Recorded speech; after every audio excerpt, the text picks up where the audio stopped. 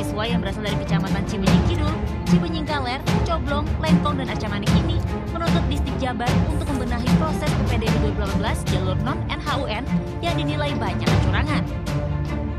Jadi ini mesti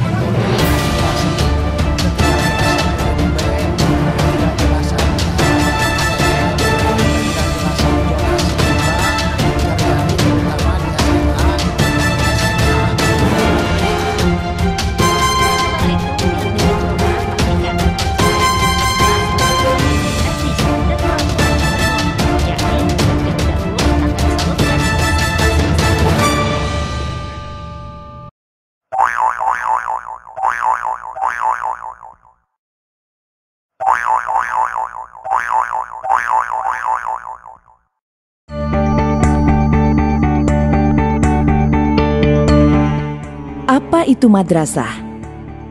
Apa yang terbayang saat disebut kata madrasah? Sebagian orang punya kesan bahwa madrasah identik dengan bangunan kumuh, anak-anak lusuh, hanya belajar agama, tidak bisa sekolah lanjut, atau generasi Islam yang kaku dan radikal. Lulusan madrasah identik jadi ustadz, guru ngaji, atau pegawai rendahan. Orang tua yang mengharapkan anaknya jadi dokter, insinyur, atau bekerja di perusahaan multinasional biasanya tak akan menyekolahkan anaknya ke madrasah. Madrasah juga sering dianggap jadi pembuangan anak tak berprestasi karena anak berprestasi masuk sekolah-sekolah umum favorit. Betulkah demikian? Marilah kita lihat fakta-fakta yang akan mengubah pandangan Anda tentang madrasah. Jauh sebelum ada pendidikan formal, madrasah sudah jadi model pendidikan yang dijalankan berabad-abad. Jauh sebelum UNESCO menggaungkan konsep lifelong learning atau education for sustainable development, madrasah sudah memulainya. Madrasah menjadi tempat belajar bagi semua jenjang usia. Raudatul Atfal untuk tingkat TK, Madrasah Ibtidaiyah untuk tingkat SD, Madrasah Sanawiyah untuk tingkat SMP, dan Aliyah untuk tingkat SMA. Semuanya berijazah yang diakui negara dan bisa melanjutkan ke jenjang pendidikan manapun. Seiring perkembangan zaman, madrasah terus berinovasi. Kini madrasah mulai dirancang untuk menjawab kebutuhan masyarakat. Untuk mengatasi kelangkaan ulama, dibuatlah madrasah keagamaan. Untuk mencetak ahli sains, dibuatlah madrasah insan cendekia. Dan untuk menjawab tantangan dunia industri, usaha, dan perbankan, dibuatlah madrasah vokasional. Singkatnya, madrasah adalah sekolah formal dengan berbagai keistimewaan. Tak hanya melatih skill, tapi juga membentuk karakter peserta didik menjadi pribadi yang santun dan menghargai keragaman. Dengan dukungan negara, masyarakat, dan swasta, sekitar 76.000 madrasah akan direvitalisasi. Bangunan diperbaiki, sumber daya dilatih, pengelolaan ditingkatkan, menjadi lembaga pendidikan yang menjadi mesin perubahan. Tak ada lagi kesan kumuh, siswa lusuh. Madrasah akan jadi lembaga pendidikan yang berwibawa, meneruskan tradisi berabad-abad, melahirkan para pemimpin bangsa yang paripurna. Jika yang Anda cari adalah pendidikan yang mengakar pada sejarah bangsa, jika yang Anda cari sekolah yang bukan hanya belajar ilmu, tapi juga akhlak. Jika Anda ingin para intelektual kembali membangun masyarakatnya, jika yang Anda cari adalah anak yang memiliki pandangan keagamaan yang rahmatan lil alamin dan menghargai kearifan lokal, jika Anda percaya pada pendidikan untuk perubahan, maka madrasah pilihannya.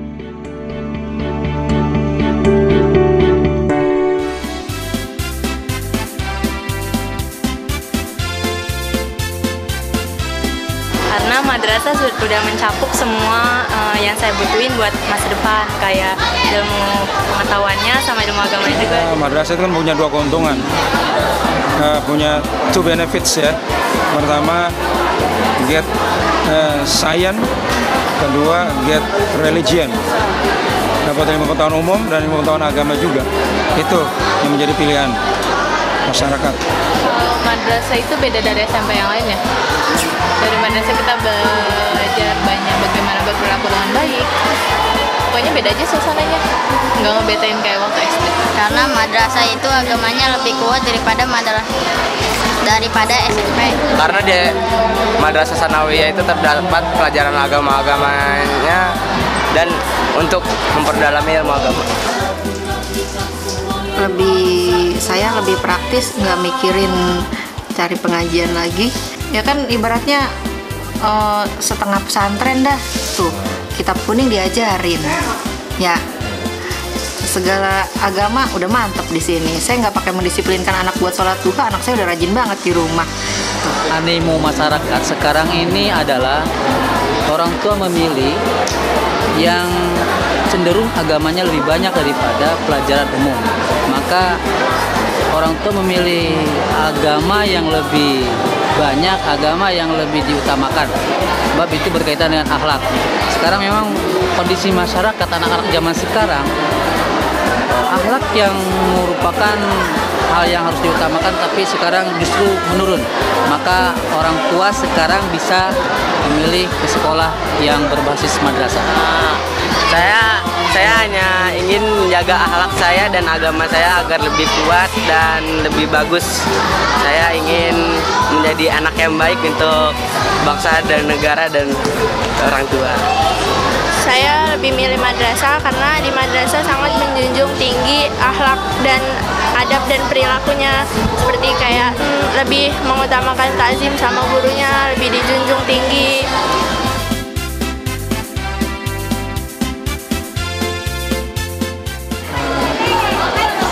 Banyak orang itu menilai untuk memilih sekolah pasti dari segi sarana, prasarana, tentunya ini berkaitan dengan kualitas. Kalau Yurja kan pertama didirikan sudah lama. Dari turun-temurun saya aja mengajar di sini, ya. Kemudian murid saya juga sudah sampai mengajar di sini. Dalam artian sudah sangat lama sekali berdirinya, karena sudah sangat lama sekali tentunya sudah banyak pengalaman Yurja itu. Kualitasnya banyak, ya. Kualitasnya bagus, gedung-gedungnya terutama rapi, ya, bersih dan menjulang tinggi, ya, banyak sekali gedungnya. Jadi prasarana dan sarananya sangat lengkap, itu yang menjadi pilihan.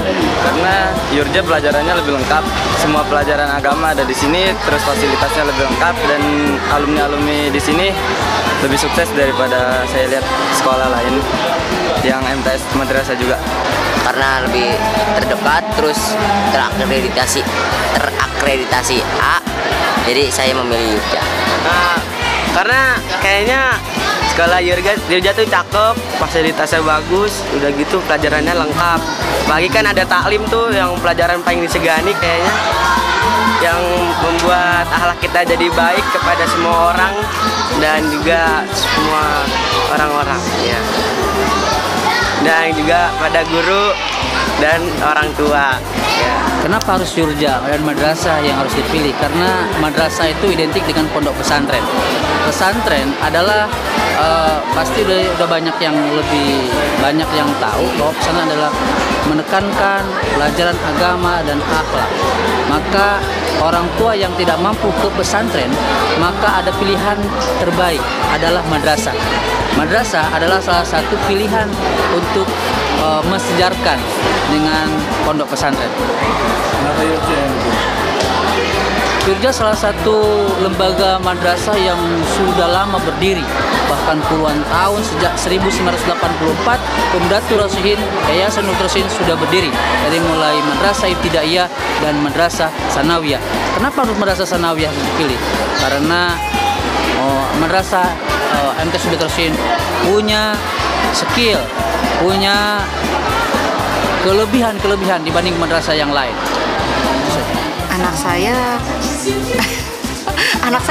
Saya tadinya pengennya ke pesantren. Ternyata anak saya udah betah di sini. Karena kan tadinya MI-nya di sini, teman-temannya juga banyak di sini. Terus apalagi ya? Dia lebih milih di sini gitu. Kalau karena saya ngajar di sini enggak juga ya. Tapi iya juga sebenarnya saya lebih gampang mengontrol dia.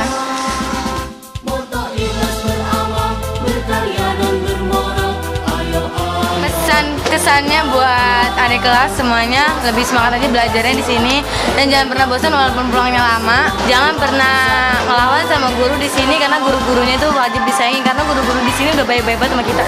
Lebih semangat belajar di sini, jangan terlalu dibebanin sama semuanya, dibawa enjoy aja. Terus apapun yang diajarin di sini yang baik-baik itu diambil, terus yang buruk-buruk dibuang aja.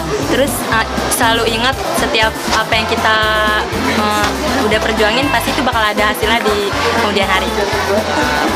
Murid-murid yang baru ini lebih berilmu ilmiah, berakhlak karimah, dan rajin belajar dan serta aktif dalam bertanya kepada guru jika tidak paham akan sesuatu hal. Rajin lah gitu. Lebih baik daripada kakak-kakaknya yang sebelumnya, terus memanfaatkan ilmu yang ada di Yurja. Ya, supaya agar anak baru tidak membangkang kepada guru, supaya kalian mendapatkan ilmu yang terbaik dan menggapai cita-cita itu dengan langkah yang benar. Buat adik kelas ya semangat aja, terus yang ditingkatin lagi belajarnya walaupun pulangnya lama, terus pelajarannya banyak, pokoknya tetap semangat. Harus lebih semangat, jangan bosen di Yurja walaupun pelajarannya banyak. Nanti di masa depan juga kalian yang ngerasain.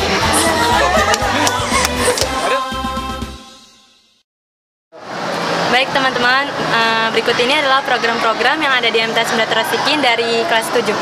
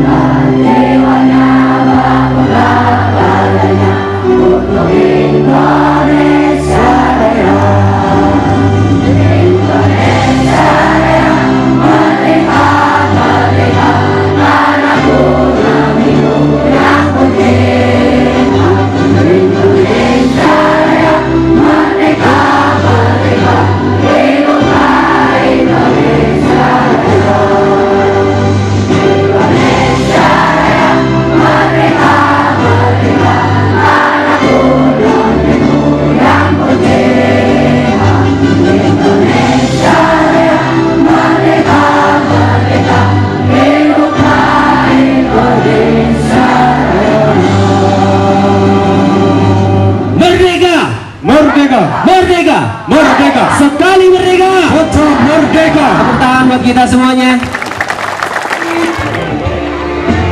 Terus, yang depan biar gantian, yang depan juga mijitin nanti. Ya. Hujan batu, pelan-pelan. Kalau ada yang tersakiti berarti teman-teman jahat ya.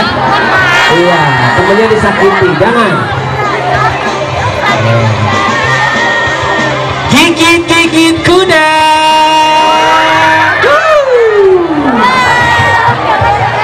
Pencet sambil gerak badannya, goyang nggak apa-apa. Ya sedikit gerak, oke. Relax, pastikan teman-teman Anda relax di depannya. Potong-potong roti. Oke, mantap. Nah, terus relax dulu, gak apa-apa. Sambil pijit ya, jangan diem tangannya. Oke, sekarang putar badan, berbalik. Enak aja ngomong gantian, gitu kan saya ada mikir ya. Oke, gigit kuda. Gantian, temen yang di depan mijit, yang di belakang diem gantian ya. Oke.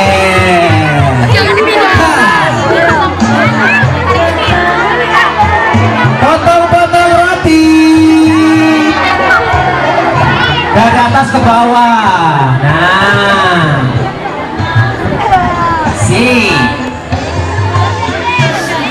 Oke, hujan rintik-rintik. Oh, tusuk. Iya. Hujan batu. Oke. Putar badan lagi. Ikuti kakak di depannya. Yang gak gerak kakak tarik, kakak muter nih. Bener yang gak gerak kakak tarik ke depan. Temenin Kak Dimas.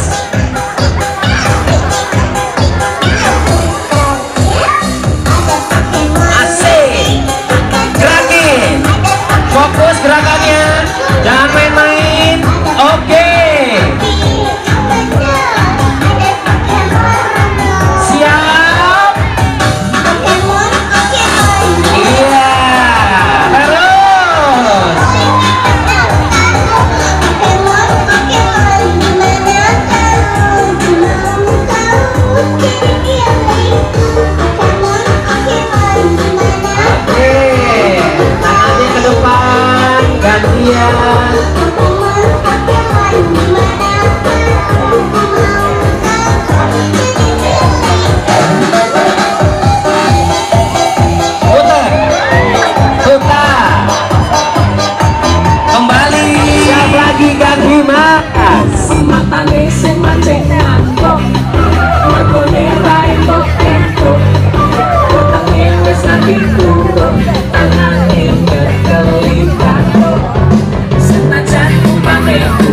Gerakin kiri dua kali terus liar nanti saya kanan saya kiri saya narik hati-hati coba deh keluar hati saya dalam saya depan saya kanan kiri dan coba suka kanan putar. Fungsinya banyak, tenang aja teman-teman, nggak usah capek, fungsinya banyak.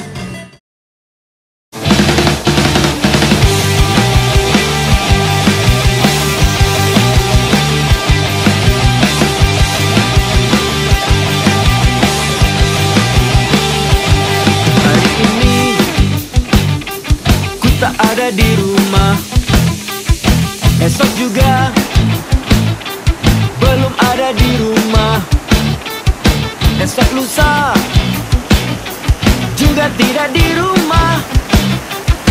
Tunggu saja kabar dari kembali.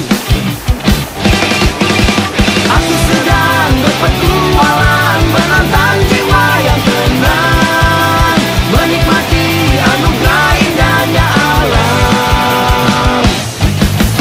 Sungguh senang berpetualang, membakar semangat juang, mewarnai hidup yang takkan terulang.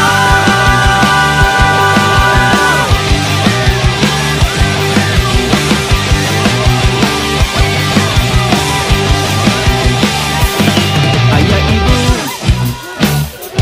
mohon doa restumu, bukan pergi dengan teman-temanku. Kan ku ingat semua pesan baikmu. Jangan rusak, buang sampah sembarangan. Aku sedang berpetualang, menantang jiwa yang tenang, menikmati anugerah indahnya alam. Sungguh senang berpetualang, membakar semangat juang, mewarnai hidup yang takkan terulang.